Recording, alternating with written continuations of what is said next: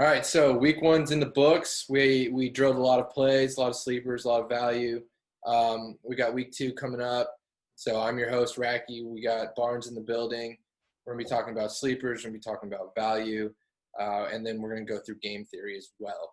So to start it off, we're gonna go with quarterbacks on sleepers. Who do you like this week? So the first guy that I like as a sleeper is Trubisky at 5,500. We repped him last week, and that worked out pretty well. I'm still not buying him at all as a player long term. I just think he has a pretty good value going up against a weak Giants secondary, and he has good playmakers that can help expose that secondary in Miller and Allen Robinson. Yeah, we went him last week. He started extremely slow, caught fire to end the game. Yeah, Um, I do like that pick as well. The thing for me is what's up with this narrative with Allen Robinson deleting all the social media with the Bears? he's a receiver. He just wants to get paid. That's all he cares about. I'm not worried about it. Okay, we'll move on to the next quarterback. Who do you like Oh, out as well? King of the sidearm, Phil Rivers, 5,900 going up against Minnesota and their patchwork secondary. I mean, we know who Phil Rivers is. It's kind of like our Tyrod play last week, but on the opposite side of the spectrum, we know Phil Rivers is going to throw some really ugly picks at some point in time in the game, but he's also going to throw for a lot of yards. He's going to be targeting his running backs, his receivers in the slot, and his tight end. We know who Rivers is. Who would you couple with for Rivers? For Rivers, oh, Paris Campbell, easily. Okay, I think we're going to talk about him as well. Yeah, we are. Do you like Ty this week as well? I like Ty as well, but I prefer Paris just based off of his price point and the targets that he saw last week. Understood. That makes sense. So for sleepers at running back this week, who do you think could be high upside for their price? So just looking at it from a volume standpoint, I think James Robinson on Jacksonville is going to get a lot of run and a lot of carries. He dominated the backfield in week one. And he looked like whenever he got a decent hole, he's a pretty good running back. I mean, in college, he only played at the FCS level, but his senior year, he had 1,900 yards and 18 touchdowns. Dude can play. He's going to get volume. And it's not like they're going to trust Gardner to really go out there and control the game. They won last week, but he threw 20 passes. So I'm seeing from a points per salary standpoint that James Robinson is one of the highest points per salary and one of the lowest projected ownership. Yeah, he's 4,400. People don't know who he is. They're not going to play him. They're going to see that he's going up against Tennessee, which is a pretty good defense, and get scared away. I mean, Fantasy Labs is saying that he's going to be 2 to 4% owned, and he is the It's going to be sixth. more than that by me. Oh yeah, definitely. So if you were to put down your percentage for him, what would you? How much percentage do you think you're going to go mm, I, I'm probably going to double what they're saying, probably around 8%. in? 8 to 10. Yeah. Me too. So what do you think though about the negative game script and that Vegas has them losing, and he's a running back, and generally running backs and losing games aren't necessarily the best plays. Do you think that even matters, or what? I mean, what do you think of that? Against Tennessee, I don't think it matters. Tennessee is going to be running a very ball control offense as well, where they're going slow and they're running the ball. Yeah, Jacksonville's going to be down, but it's not like you're down against Kansas City, where you're down and you're down by 25 in 2 minutes. Between you, me, and whoever else sees this part of the recording, I like David Montgomery this week. Oh, really? Like, so we saw, I mean, albeit Steelers have an amazing offensive line, right? They do. We saw what Benny Snell did last week. He had over 100 yards rushing, and he pretty much only got the bulk of the carries in the second half. David Montgomery's healthy. He can catch the ball. He's a great, great running back, but with a worse line. And he's at the same price point roughly as Jonathan Taylor. That's a Hello, pivot. hello pivot. That's what we're looking for, is those types of pivots. That's how you Yeah, want to win. You want to get the guy who's going to score more and be a, a tenth of the projected ownership. yeah. So like I'm sure. Let's look at his ownership.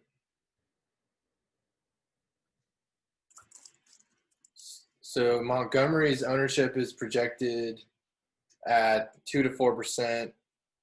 He's What? 56. Yeah, he's 5,600. They're giving him 12. Oh, slamming that. They're He's giving getting more than. they're giving Cohen at 4,800 10.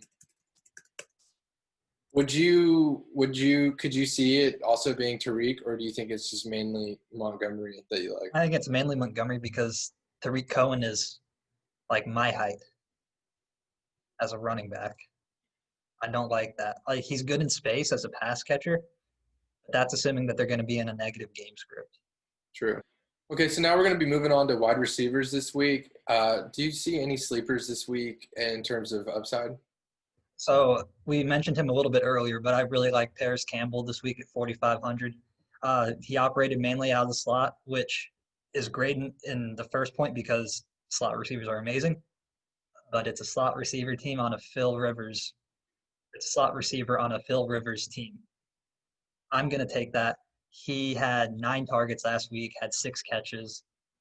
He's just waiting to explode this week against Minnesota.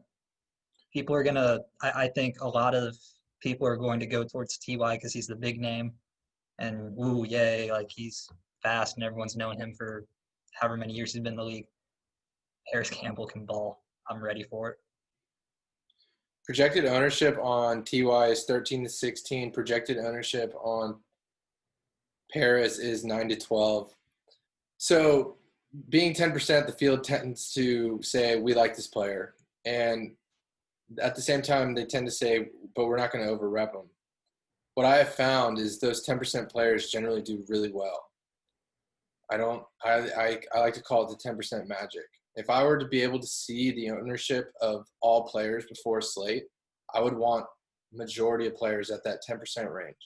There's something about it, and I want our maybe it's just my little gut feeling or from my experience over the years, but man, I've had so many 10% players just be the play, and it's almost like this thing that we should probably back check, see if whether that's true or not. But Go back and look at like past Millie Maker winners and all that. yeah, Oh something yeah, we about can do that. 10%, around That's 10% easy to do. owned.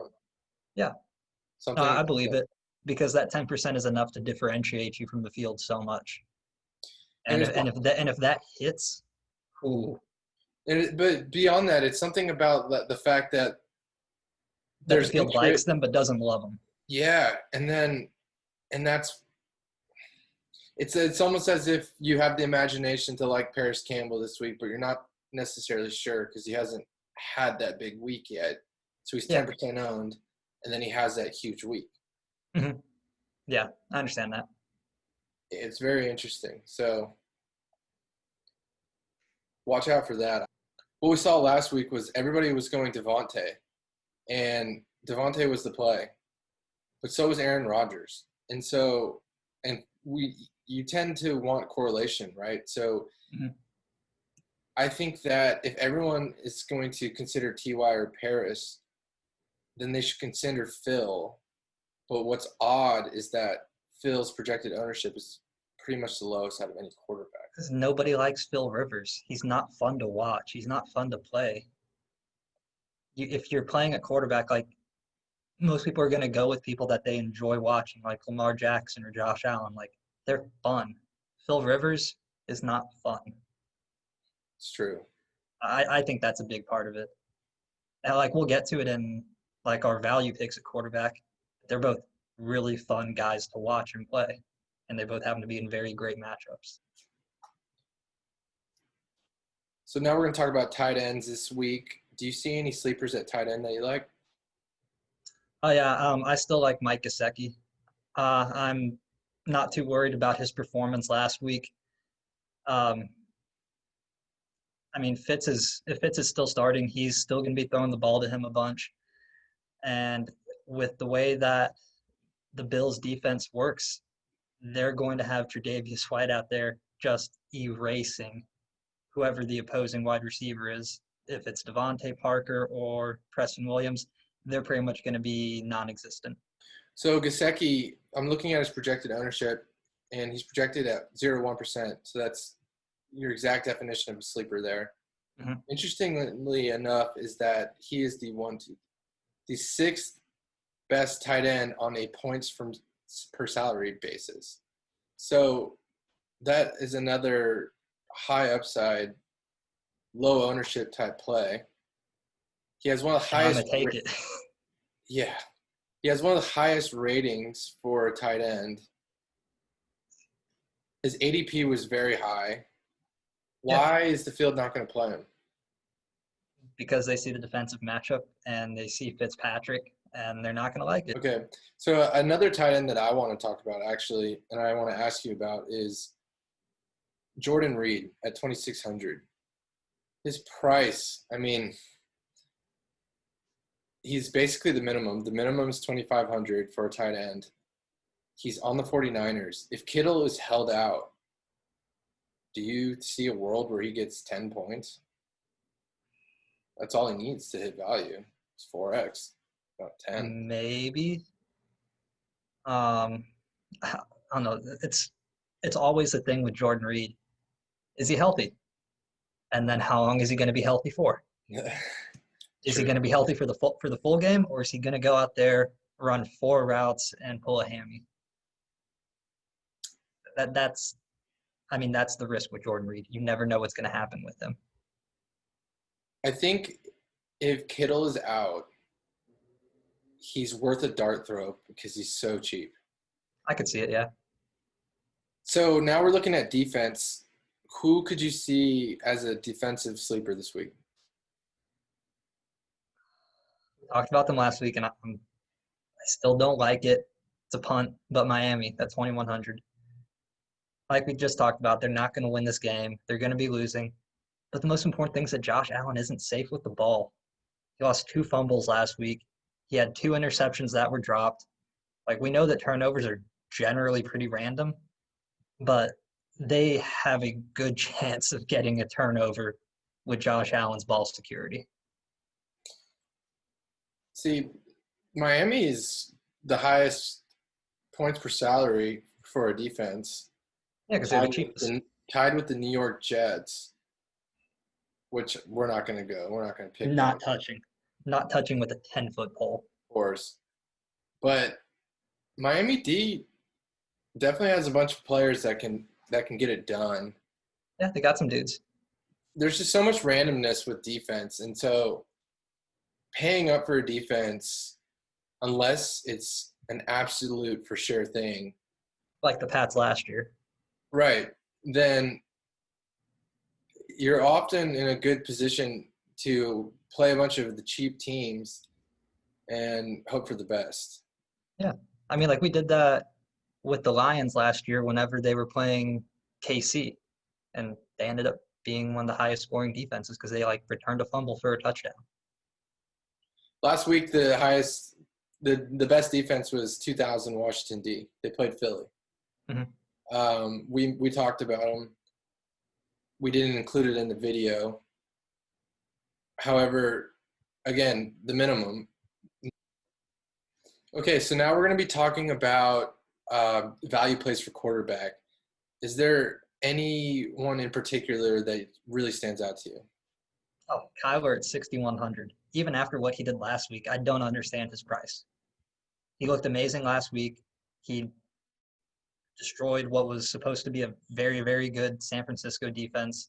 And now he gets to go up against Washington, where their strength is their defensive line, not their secondary. And he's going to be able to take advantage of their secondary a lot better than Carson Wentz did last week. Looking at quarterbacks, points per salary, Kyler is number 1. I mean, he's 6,100. And Why? his points per salary is 3.6. Number 2 is Trubisky at 3.4. He mentioned as a sleeper. Kyler's projected ownership is 9 to 12%, which again hits right around that 10% mark that I keep talking about.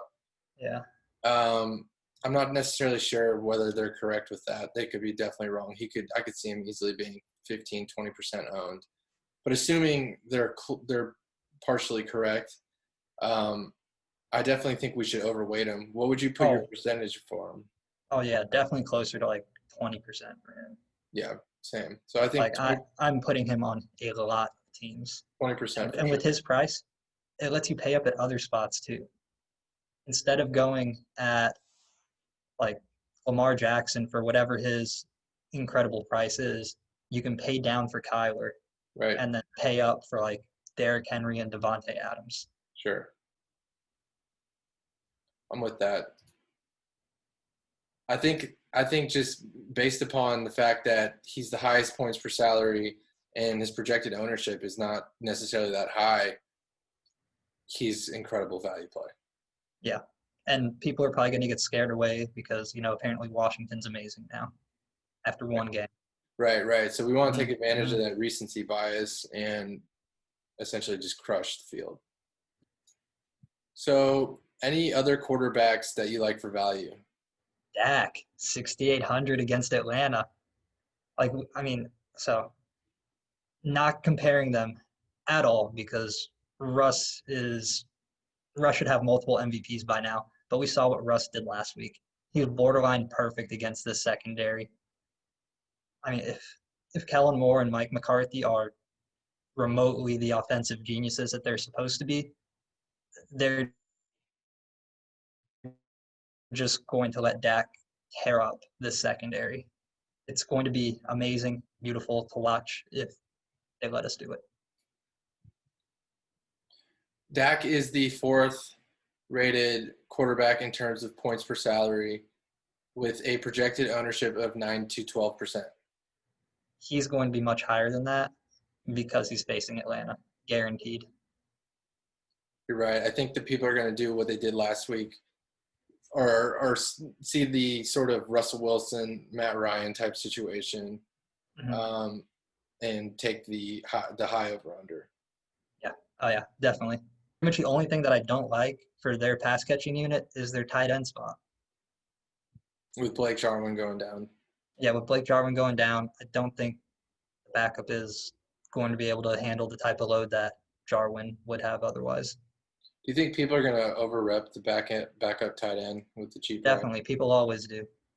They see the starter go down and they figure that the backup is just as good. So now we're going to talk about running back value. Who do you like? So one of my favorites this week is Ronald Jones at 5,200. I think both he and Fournette are in a prime position to take on this really, really bad Panthers rush defense. I just prefer Ronald Jones because he knows the playbook better. He got a lot of run last week. And if we're looking at it from a stat standpoint, the Panthers defense has given up multiple rushing touchdowns in the last 6 games. Ron Jones, points per salary is tied for second.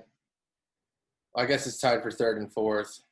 So you have Derrick Henry, Kenyon Drake above Ronald Jones at 2.7, which is basically what he's at 2.6. So he's at 2.6 points per salary with Jonathan Taylor at the 5,200 mark. So that is a good value. And then when you look at his projected ownership at 5 to 8%, that's great value with low ownership. That's how you win GPPs. Mm-hmm. Do you think that projected ownership is correct? I actually think that is a pretty good projected ownership. I don't necessarily see people slamming him. I think some people will go Fournette. Do you think Fournette's going to eat into his carries, or what do you think with the Fournette type I deal? think in time he will, but I think it's going to take a couple more weeks as Fournette gets more familiar with the playbook. And then once that happens, I think it's going to be a much more even split between the two. And then neither one of them has value, and it's incredibly annoying.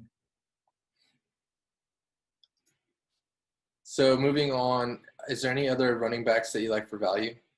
Well, the guy that you were just talking about up there in points per salary, Jonathan Taylor at Yep. 5,700. Yep. I mean, we know who he is. His value is incredible, and we know that Phil Rivers loves the running back check down. We Yes. saw we saw with Austin Eckler last year how much he loves to do that. Obviously, Hines is still going to be there and get a lot of like the very clear third down work and run more routes out of there. Taylor showed last week that he's capable out of the backfield, which was one of his biggest knocks coming out of college. So I like him, and he almost had a touchdown last week. on a little pass. I'll take it. He's projected to score 15 at an ownership of 31 to 40%. That's the only thing I don't like is his ownership. He's pretty much chalk. You have to play him. Yeah. You have to play this chalk. I know last week we talked about fading Deshaun. This is a completely different situation. He was already going to be the guy. Eventually, Marlon yeah. Mack ruptured his Achilles. We saw Naheem Hines, what he did. His upside is tremendous. And I think we just pushed fast forward and had to bring him to the starting table quicker than they would have liked, but I think they're just going to roll with it. Yeah, exactly. Yeah, that's exactly it. A little bit quicker timeline, but still going to be the same result, which is him dominating that backfield. So at 31 to 40%, 30 to 40, that's massive ownership. Are you going to own him about the same as the field, or do you think you might even move up towards something more like 50%? I'm probably going to keep him pretty consistent with the field. Yeah, I understand. I think as if people are playing double ups or cash, I think he's going to be like 90%. Oh yeah, you have to play him in double ups. Okay. Have to. At 5,700 for his projected workload, have to. Correct. So Jonathan Taylor is a lock on double ups. Pretty much, yeah. Yes, I agree.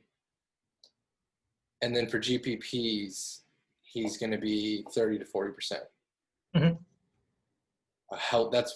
That's a lot. Considering how many running backs, how much options there are, the variance of football, variance of sports, 30 to 40% is a very high projected ownership. Yeah. Okay. Is there any other running backs that you like for this week? And Derrick Henry. He's the running back volume king. How many times did he carry the ball last week? 31. 31 in a game that they were losing until a late field goal. 31 times. And he gets to play Jacksonville. He's the highest points per salary. Yeah. His projected ownership is 21 to 25%.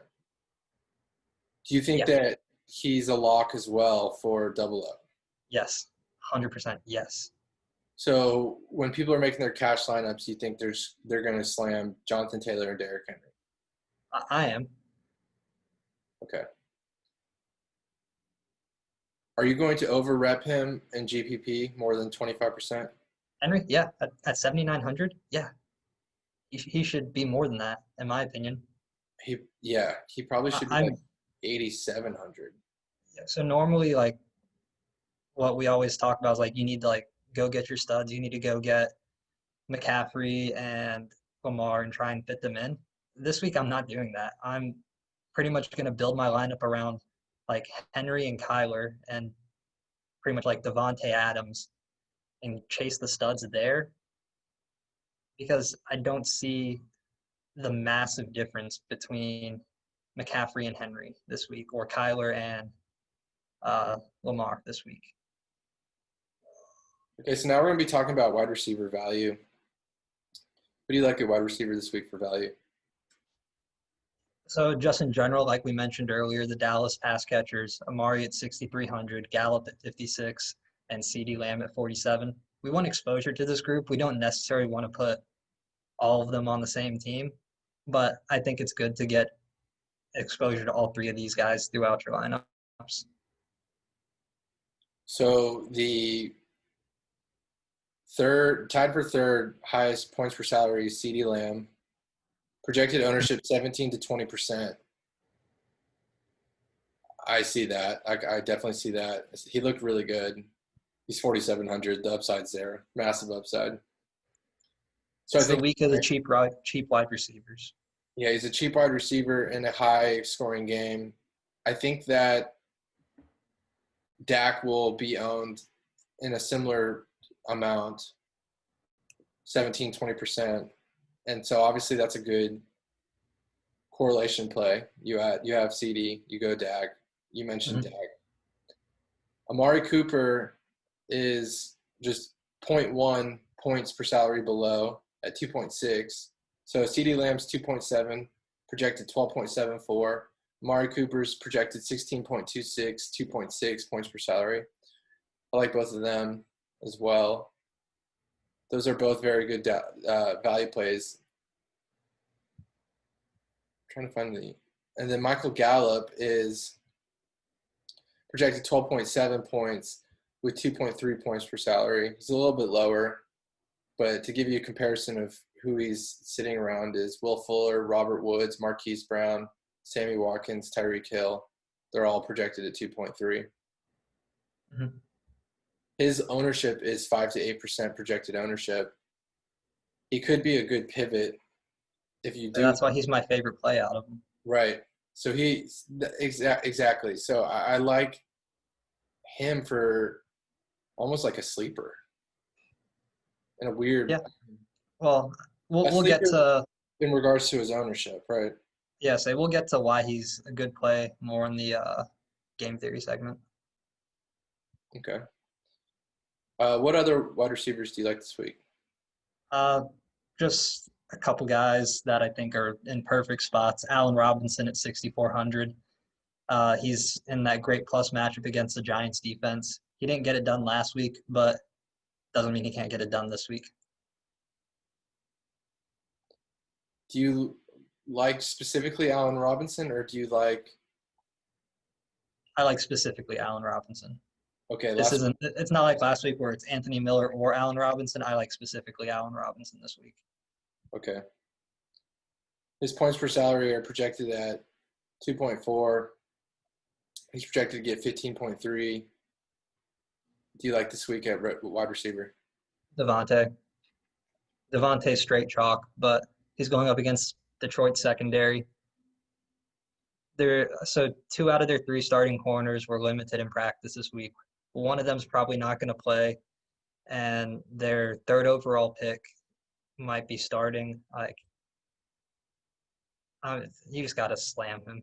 Yeah, I mean, we saw what Trubisky did to the Lions last week. He started slow, but he ended up torching them. Yeah, pissed off Aaron Rodgers is not going to start slow. Of course, and they're going to go 2-0. They're going to win that game. Yeah. So for Devontae, he seems like he's going to be 90% for owned in cash. Oh, yeah, without a doubt. Yeah, so he's going to probably be a log. Okay, so now we're going to be talking about value for tight end. Who do you like for tight end this week for value? So one of the main guys that I like is Logan Thomas. I mean, he's 3,600. He's going to be the man. I still don't think the Cardinals can cover tight end that well. Right. Remember last year? Yeah. We pretty much just streamed whoever was going against them at tight end, and it was a top 5 tight end each week. And that's why don't be fooled by that week 1 line. Kittle was injured for half that game. I'm not buying them being great at covering tight ends yet. He's tied for first for points per salary. His projected ownership is 13 to 16%. Mm-hmm. At 3,600, he seems like a very good cash play. Yeah. Are you going to over-rep him from the field? Maybe 20%? Maybe 20, yeah. Who else do you like this week at tight end? Just like last week, I still like Herndon. I don't really care about what happened last week. You're going to be in a negative game script still. There's not going to be a Jamison Crowder this week. I liked him last week. We like him this week. It's going to be him or Brashad Perryman. Pick one. They're both cheap. Yeah, I mean, they have nobody. They have literally no one. It's literally the 2 of them and Chris Hogan. And they're going to be losing. Yeah. He's 3,400. He's projected. He's tied for Logan Thomas with the highest points per salary. His projected ownership is 9 to 12%.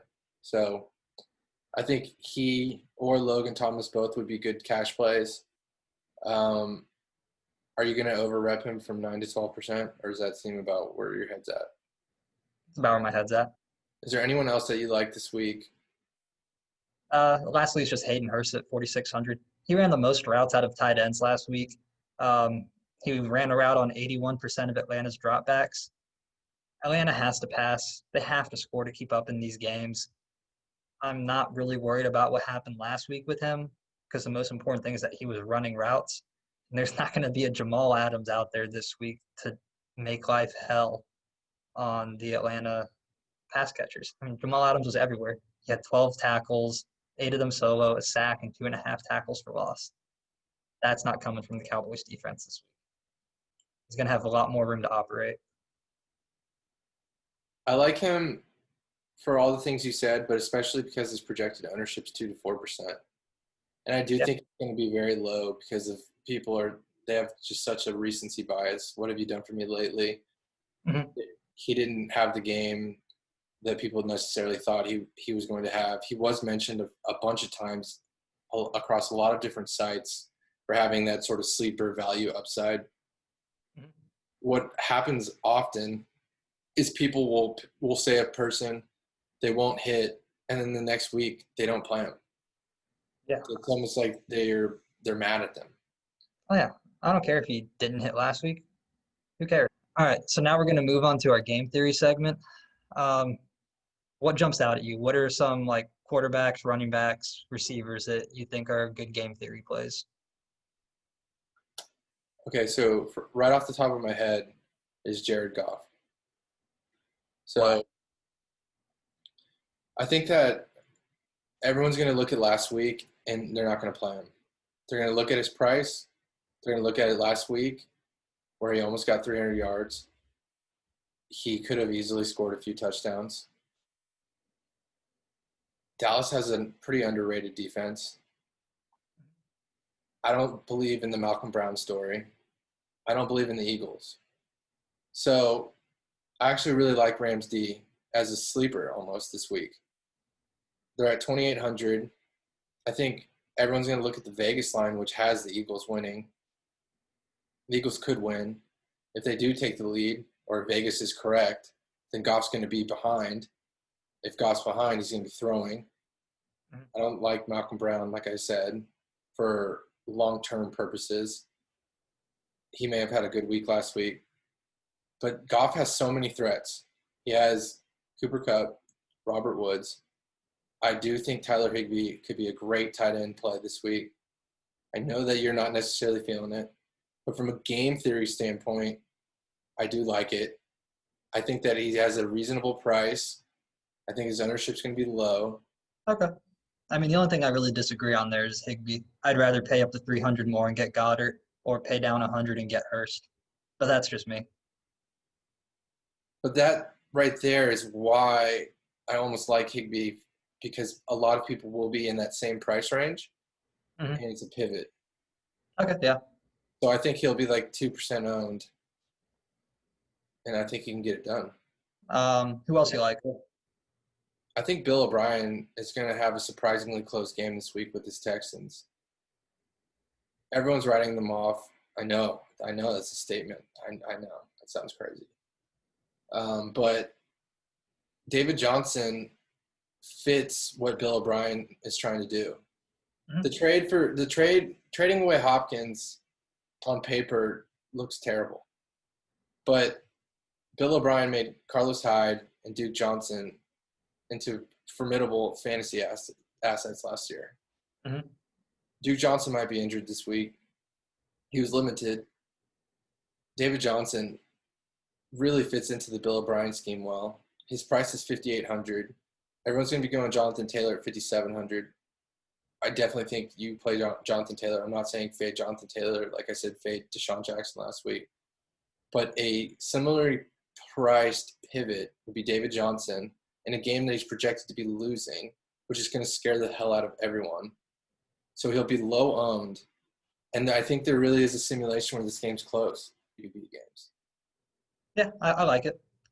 Any other running backs you like for game theory? Yeah, so I think everyone is going to get lost with the passing attack of the Cardinals. Mm-hmm. And something that could be a very interesting sort of combo, which would still give you exposure to Kyler, would be a Kyler QB and Kenyon Drake running back combo with no Cardinals receivers. That's something that's unique. It's very Hmm. weird. It's extremely weird. But Kenyon Drake's the type of guy, he can catch a lot of passes. We saw that last year. He is the highest projected points per salary, according to Fantasy Labs.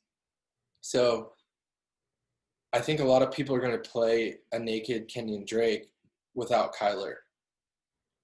Or they may play Kenyon Drake, Kyler, and a receiver. But the most unique game theory play for GPPs would be Kyler and Kenyon, and that's it. Yeah, I mean, the only problem is that Kenyon has Chase Edmonds there to eat into his value, and Cliff seems to like him.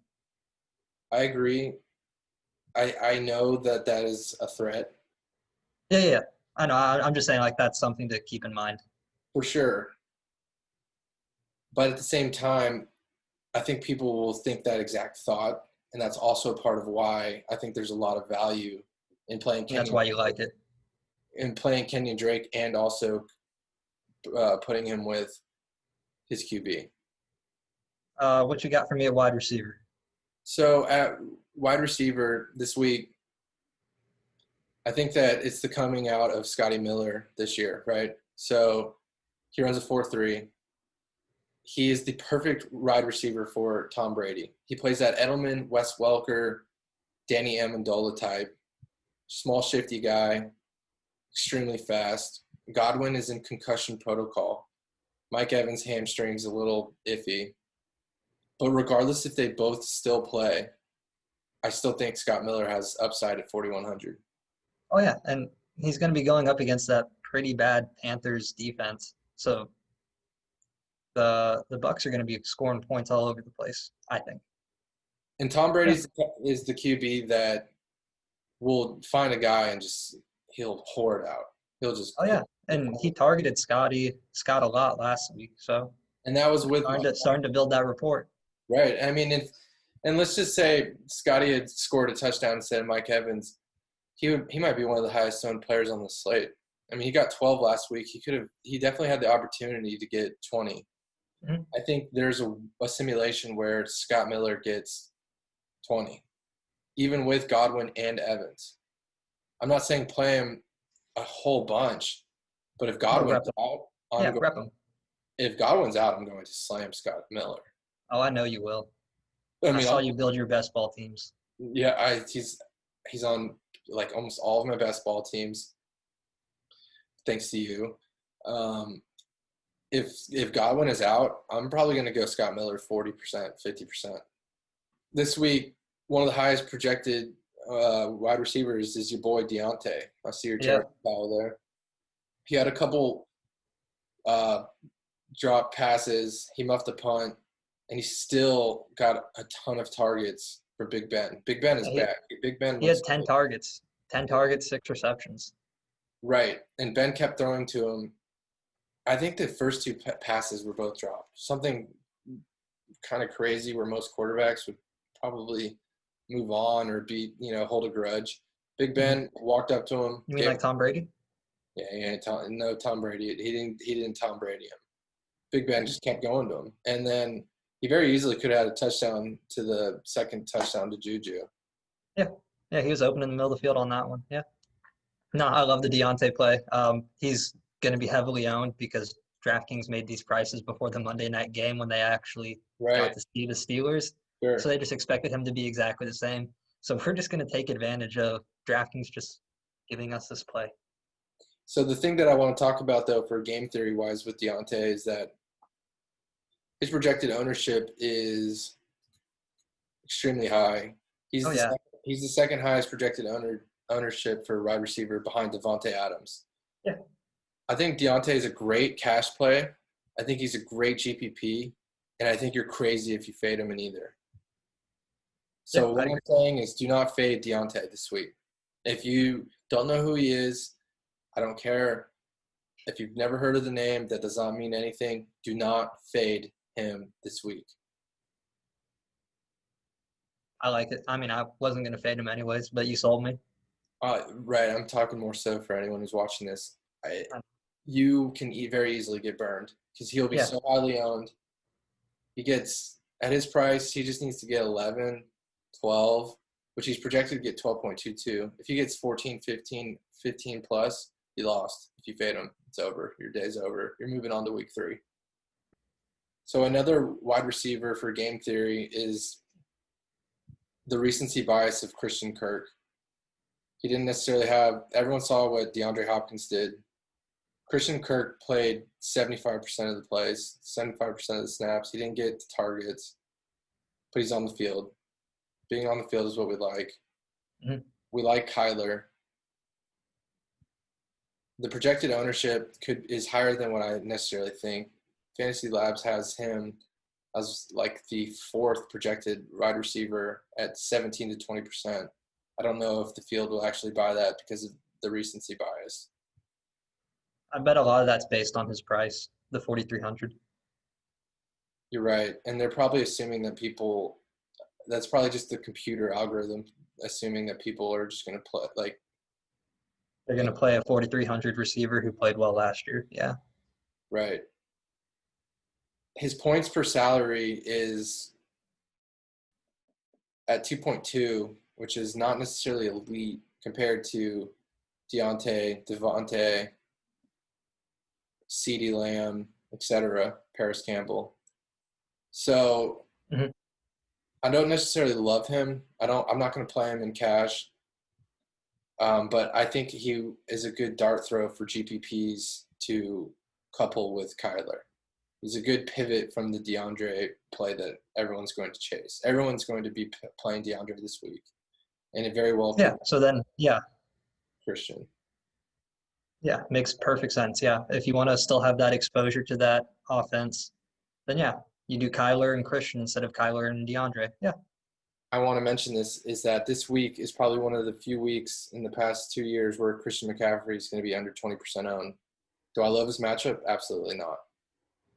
Do I think he has upside to where he could score a 77-yard touchdown? Yes. And when he does that, or if he does that, he will break the slate. So if you're sitting there looking at his price of $10,000 and you're thinking, I'm going to fade him, I don't like his matchup. Well, he's like the one guy who can break slates consistently, right? He's like the absolute consistent slate breaker.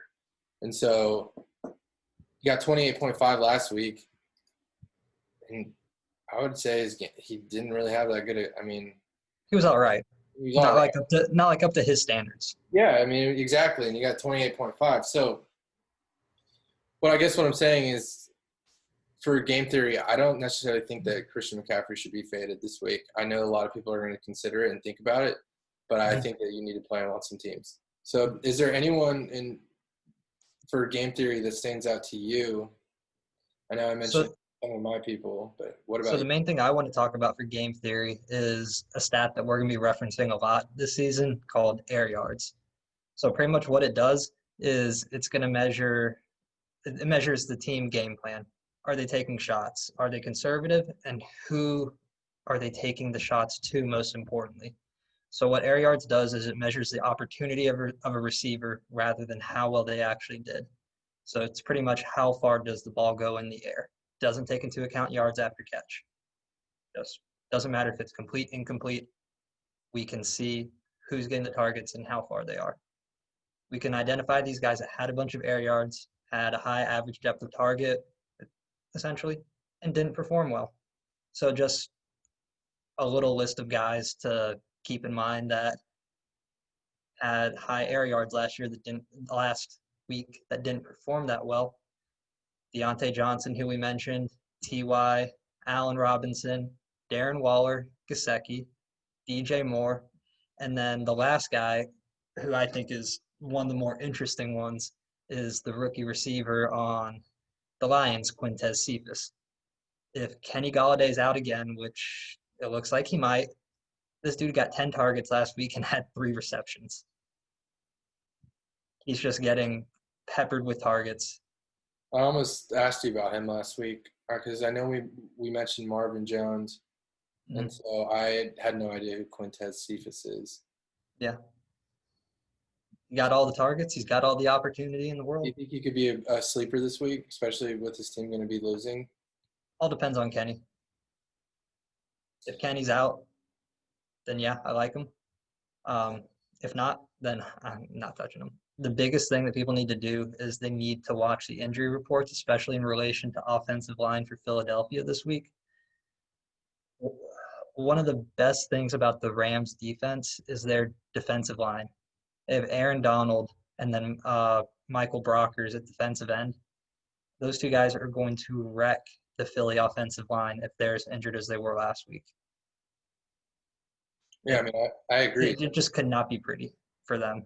That's why And I kind of see a weird game simulation with Goff. I'll say it's mostly why I like the Rams because and it's why I dislike Deshaun this week, is because if your line is getting a lot of pressure, the deep threat like Deshaun's going to be hurt the most because then he's not going to have the time to get those long developing plays down the field. For sure. It's why that makes me then like the Goddard plays. Oh, I see. So it's like a quick check down. It's going to be the guy open in the middle of the field. That makes sense. Do you? And I know I mentioned I like the Rams D. Do you like them at 2,800 as a sleeper sort of value play? Love them. Me too. Love them. They're going to get a lot of pressure this week, assuming the Philly offensive line injury report stays how it is. It's the biggest thing that people need to check morning of is injury reports. That pretty much does it for me. Do you got anything left? No, I think we covered everything that I want to talk about. Okay. With that being said, then, I just want to thank you guys for watching. If you like this video, please like it, subscribe.